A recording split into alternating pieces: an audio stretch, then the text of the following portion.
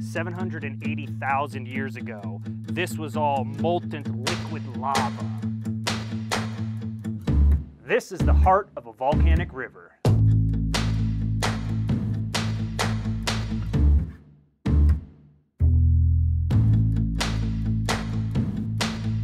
For the past 6 million years, volcanoes have been reshaping the face of northern Arizona. And from Williams to Flagstaff, for 50 miles, this volcanic field creates a mountain range that we're going to go exploring today. Most people think of volcanoes, they're going to think of Hawaii. Here in northern Arizona, we don't really have any active volcanoes, but you can still see the remnants of their eruptions. Around 700,000 years ago, a volcanic vent about 5 miles from here started erupting. And it was very similar to the volcanic islands in Hawaii. The Hawaiian Islands are built of a series of shield volcanoes, which is a kind of volcano that most people kind of picture when they think about volcanic eruptions. It's a low viscosity lava that when it erupts from the ground, it flows almost like a river of water downhill, following the path of least resistance. As that molten lava erupts onto the surface and encounters atmospheric pressures and temperatures, it will cool down very rapidly. And that rapid cooling creates almost a new ground level. So can you see here where these hills are coming down and they're all made of this kind of black chunky rock? This is that volcanic basalt that 700,000 years ago was flowing downhill here in northern Arizona. So as you're traveling through volcanically active areas, you can start to look for these rocks. And volcanic rocks are what you would call igneous rocks.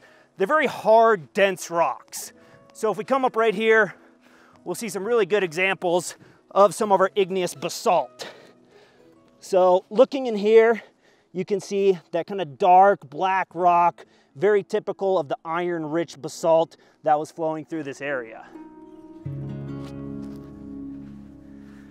When you're talking about molten rock, there are a couple categories that most people know of, known as lava and magma. The primary difference between the two is actually a difference in location. Magma is the molten rock that is deep below the crust of the earth. So go down about 50 miles, and that's where the pressure and temperatures get hot enough to partially melt the rock. Now, that molten magma is more buoyant, so it's kind of drawn back up towards the surface. And as that magma seeps closer and closer to the surface, it can sometimes be what's known as extrusive, which means it reaches the surface and erupts onto the surface of the earth. Once that magma erupts, that's when we would call it lava.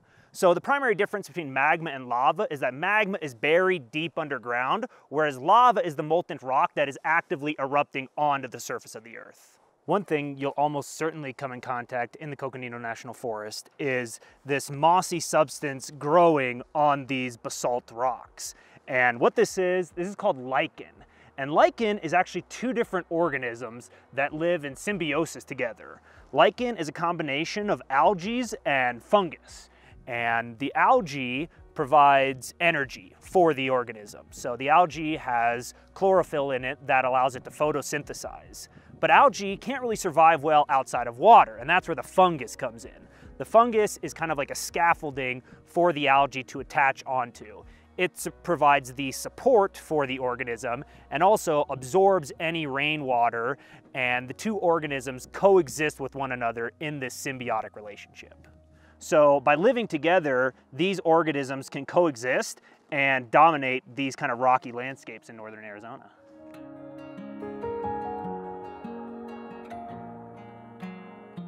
As those shield volcanoes are erupting and the lava is flowing downhill, the outer layer of lava rapidly cools into hard basalt. But underneath that outer crust, there is still molten liquid lava flowing as long as the vent is erupting. As that lava flows through and eventually drains out, a hollow tube will remain underground, and that's what they call lava tubes. These lava rivers flowed similar to river deltas. They took multiple paths and kind of twisted and turned around one another. So underground, that created multiple chambers. Sometimes these chambers are small little spaces that you can barely squeeze through, where other times the chambers are larger and you can walk through them. Now, one thing that people are often looking for inside of caves are things like stalactites and stalagmites. And you can see here in the lava tubes, we have what look like stalactites. But technically, these aren't stalactites. Stalactites form because of calcium buildup in limestone rocks, and specifically inside of what's known as karst caves. In lava tubes, these aren't the result of calcium buildup. This is the result of superheat. As that lava continues to flow through this river, it will reheat the roof of this cave. And that superheated rock will then liquefy and start to melt. So what you see as little stalactites are actually pieces of melted, molten ceiling that kind of drip down and rehardened into these little pillars.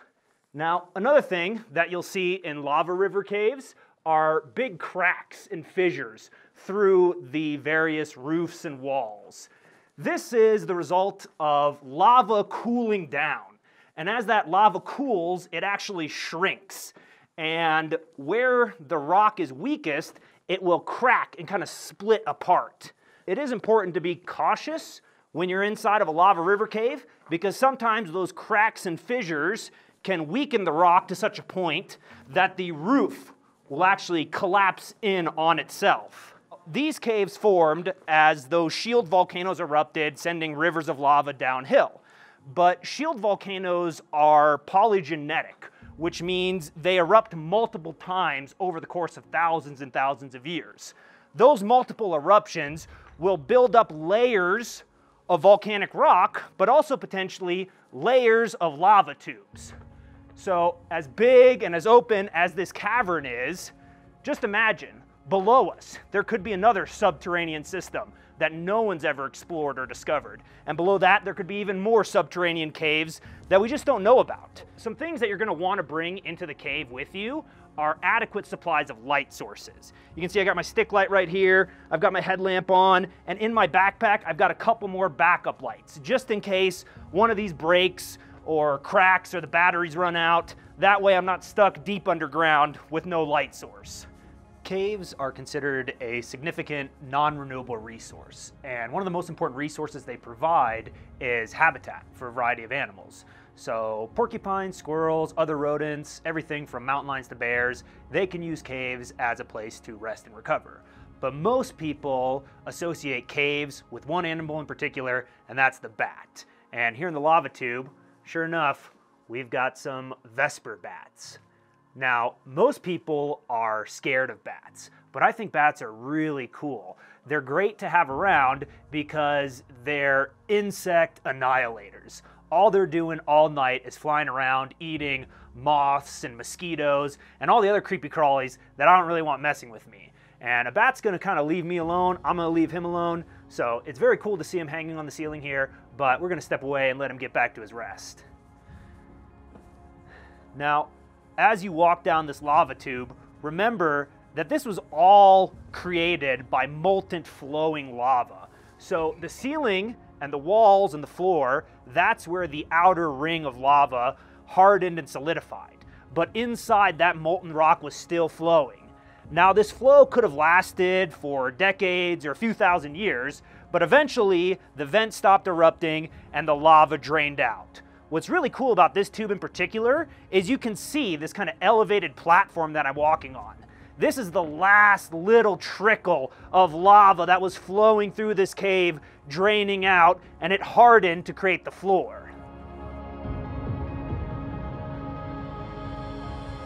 So at the lava caves, we were looking at where shield volcanoes erupted successively over the course of thousands and thousands of years, creating flowing sheets of lava with these subterranean cave systems.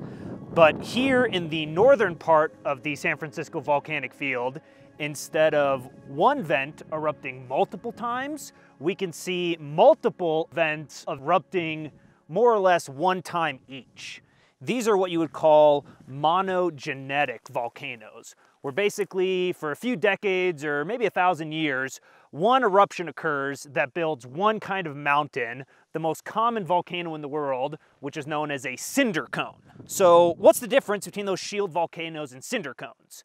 Well, shield volcanoes are the result of low viscous magma that is also low in volatiles. Volatiles are things like water and carbon dioxide, molecules that are gases at relatively low pressures. Well, that water and carbon dioxide can actually dissolve into that magma chamber deep below the earth. Instead of having flowing kind of rivers of lava, it will aerosol that molten rock, and you'll have a volcanic fountain spewing hundreds or thousands of feet into the air. Each one of these little pebbles, these were solid pieces of lava that when they flew up in the air, solidified and landed back on the ground. Do that enough times, and over the course of decades or thousands of years, those piles of cinder will create these massive cones. One cool thing you can do to visualize how the cone itself formed is just pick up some of the local gravel and pebbles, and like the fountain flying down from the air, just kind of drop them straight down. And you can see as they hit the ground, they start to pile up and build a mound. And you can continue to do that over and over again, just like how this cinder cone was erupting thousands of years ago. And do it enough times, and eventually you'll start to build your own little cinder cone right in front of you. As that lava fountain is spewing molten rock thousands of feet into the air, each droplet is solidifying and falling back to the ground. Now typically those droplets are small in size, and that's what we call cinder. But sometimes the droplets are massive. So imagine this as a massive molten slab of igneous rock flying up into the air, solidifying into a boulder and falling back to the ground with tremendous amounts of force. Well, that's why these are called volcanic bombs. And this is something you will also see in the San Francisco volcanic field and very common around cinder cones. So here at the base of SP Crater, one of the hundreds of cinder cones in the San Francisco volcanic field, it's a great place to compare and contrast the different kinds of lava flow that you can see. Lava that was rich in volatiles erupted, creating a fountain of lava, dropping its little cinders to pile up into a cone. But some of the lava that was erupting here during that same time was not rich in volatiles. So more like a shield volcano, the lava slowly oozed out of the side of the vent, creating this river of lava and field of basalt that we see here. Now something else you'll notice is a lot of the rock is this really dark black, but it's also got reddish stain to it. And some of the rocks themselves are more red in color. The black and the red are both the result of iron. So basaltic lavas are rich in iron and magnesium, which gives them more of a dark color. But just like the iron that oxidizes on your car will rust, the same thing can happen to rocks. So this reddish color that you see on a lot of the rocks here, that is the iron inside of the basalt oxidizing and rusting away. One thing that's very common to see in basalt is this kind of Swiss cheese look to it, all these little pockets and pits inside of it. Those are also the result of those volatiles. Sometimes that gaseous molecule doesn't escape and is trapped in the rock as it solidifies. And wherever there was gas, well, now we've got a hollow spot, creating these little pores all along the basalt here. This right here is Slate Mountain. Unlike the cinder cone and the shield volcano that erupted onto the surface of the earth, this is a kind of volcano known as a lava dome, where essentially the lava never quite erupted up to the surface. It kind of filled in the space underground, and like an inflating balloon, that lava continued to expand out, and the overlying sedimentary rock kind of wrapped around that dome of lava. So lava domes are characterized by exogenous and endogenous. Endogenous means that the lava stays within that kind of bubble underneath the surface. But sometimes later eruptions can pierce the surface and erupt over the side of the dome, so that's an exogenous lava dome. So Slate Mountain is an exogenous dome. You can see it's kind of got its main dome, but then there are other areas where lava might have flowed out at later times, and then other pockets where it kind of ballooned up again. So here in the San Francisco volcanic field, the mountains that are misshaped, not quite cones like a cinder cone, and not big pointy mountains like stratovolcano, they're typically what you would call lava domes. And the reason these lava domes are different than shield volcanoes has to do with the mineral composition of that molten magma.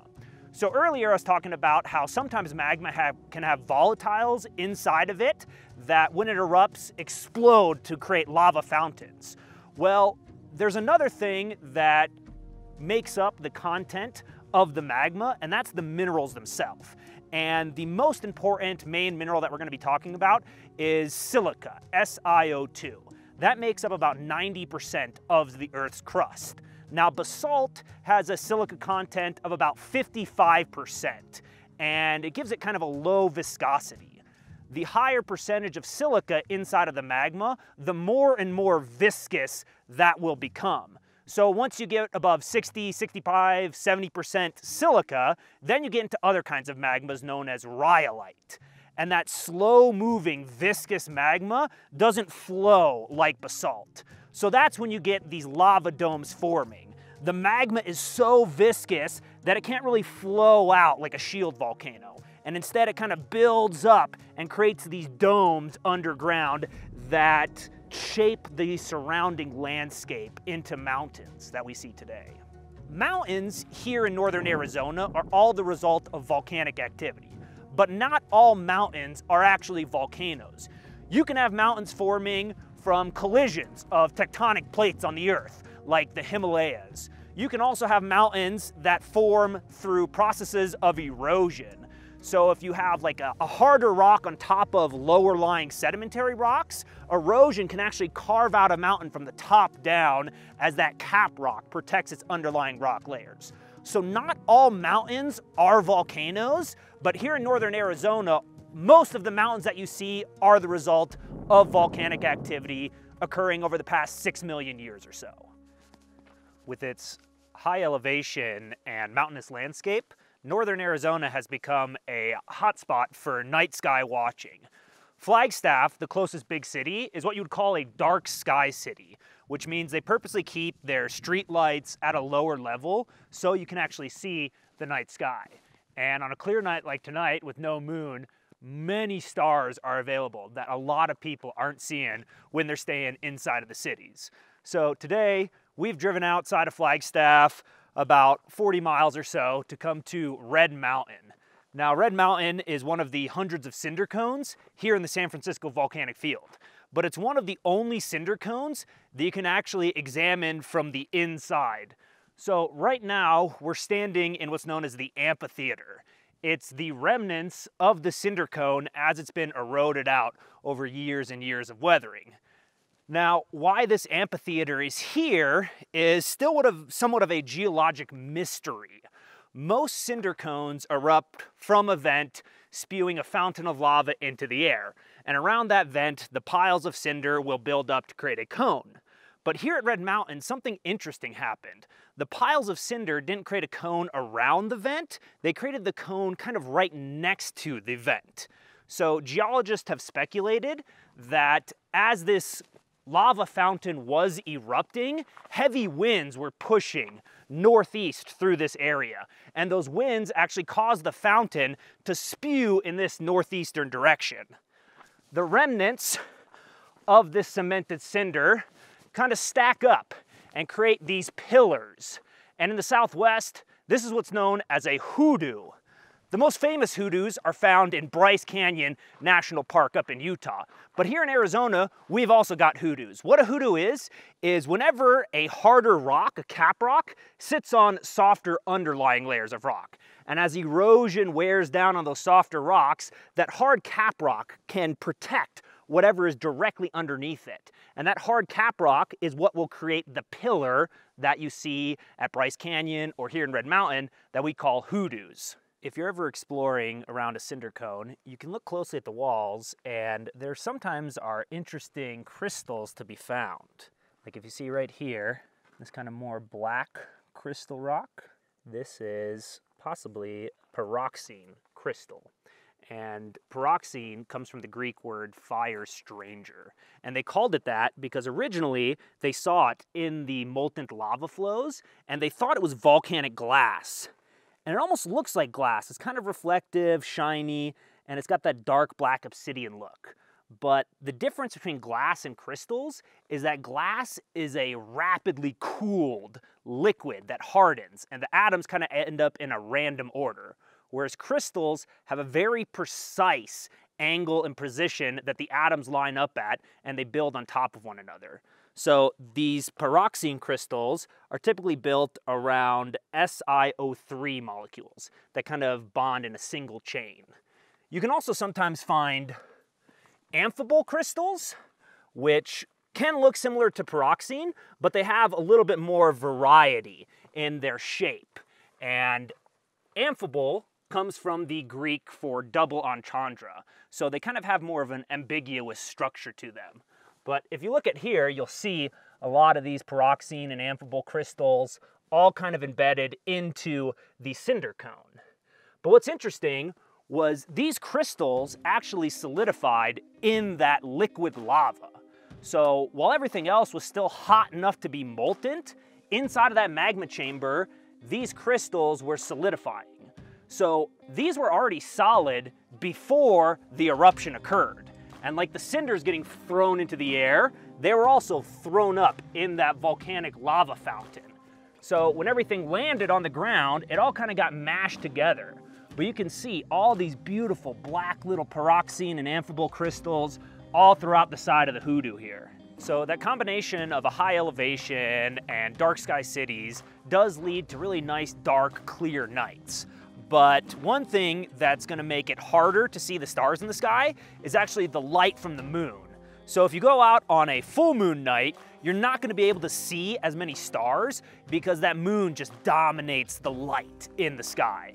So we've come out here on a completely moonless night. We've waited till the moon has completely gone away, and tonight we are gonna see the most crystal clear stars possible.